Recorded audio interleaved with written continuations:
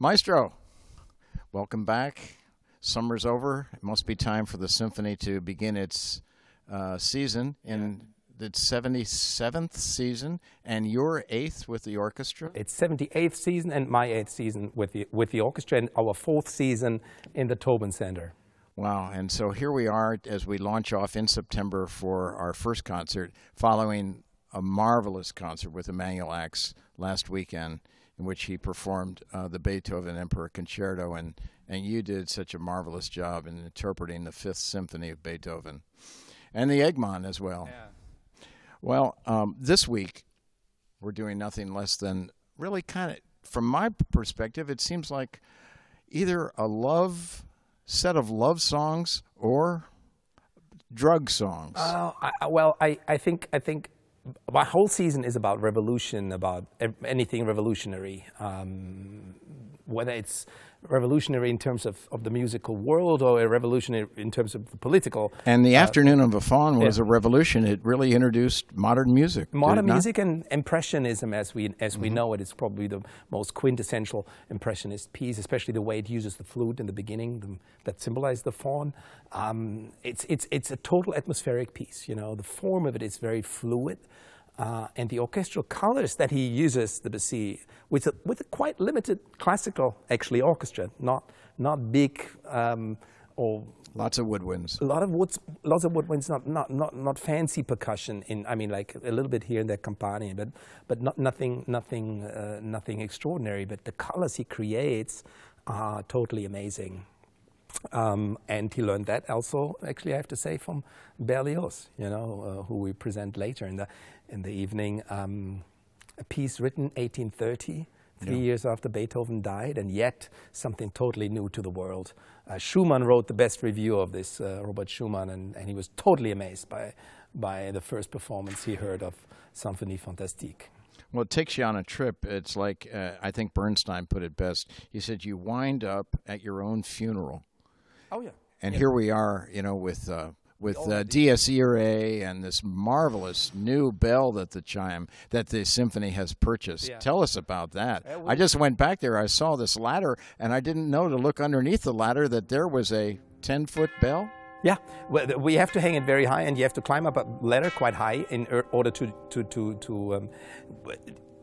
the lower the note is, the longer the tube of the bell has to be. So that's why it's so enormous, and we have that backstage, and it sounds absolutely amazing. Talk to me though about Berlioz's fascination with this woman who you hear with this theme that's recurrent throughout. Who later became his wife, actually, an actress. The Idée fixe is that's the main theme of the whole symphony that goes through the whole symphony from beginning to the end. Idée fixe, and that is the vision of this girl that he imagines that's a little bit too idealistic. It starts being something that he creates in his mind. But it's a love that he can't reach, and because he can't reach that love, he takes opium in order to kill himself.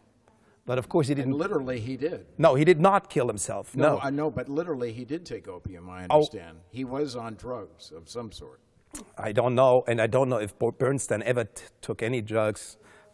But his 100th year. But I have to say that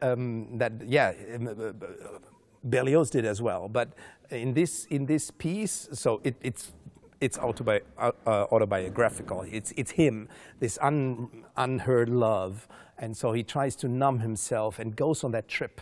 And this trip goes through various stages. First, very dreamy and this longing.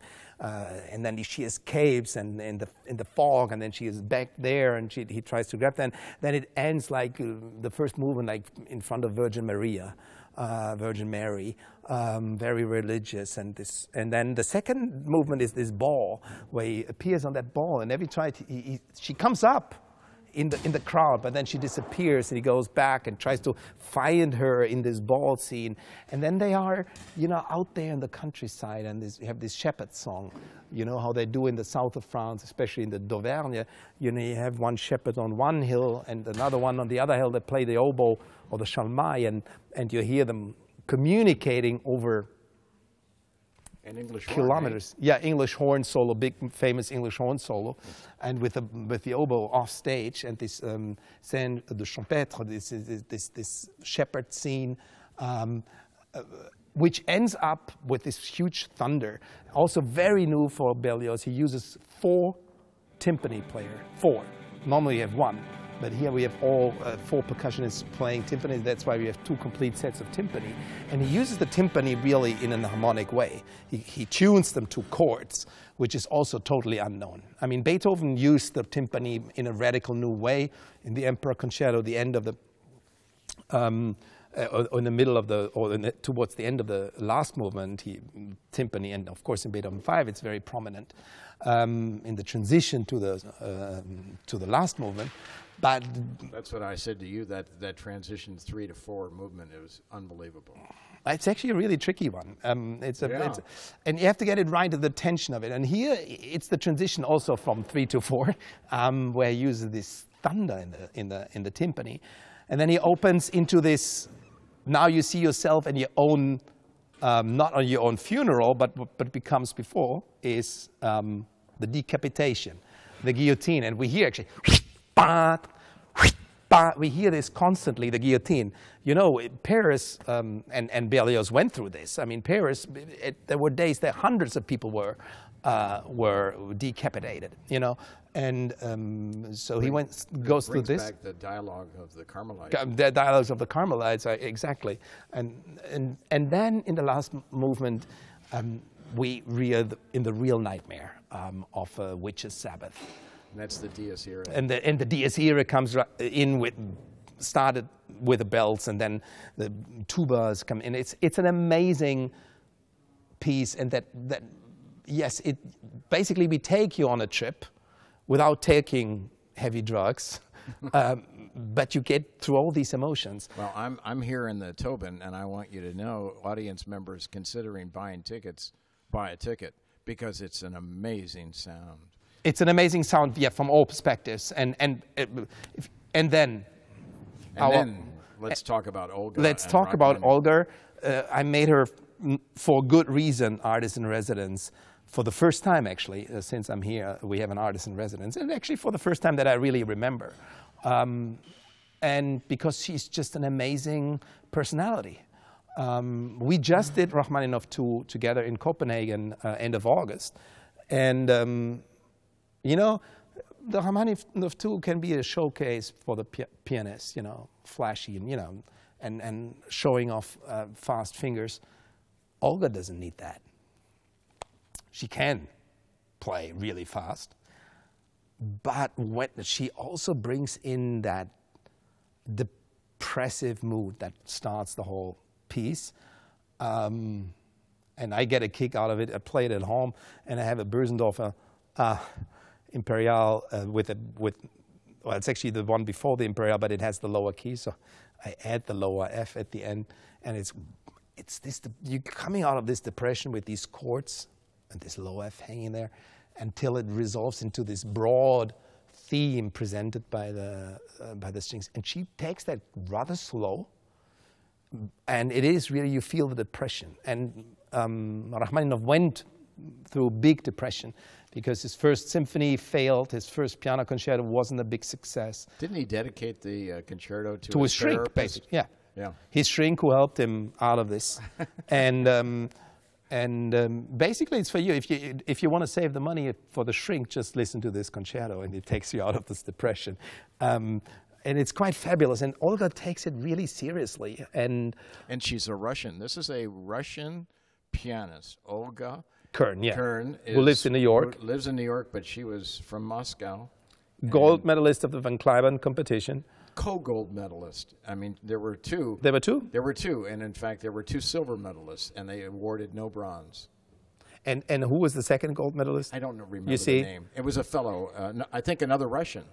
Okay. At least he had a Russian name. I don't recognize. Well, Olga him. is the one Olga that everybody was in a red dress, came out and did Rachmaninoff 3, and electrified the crowd.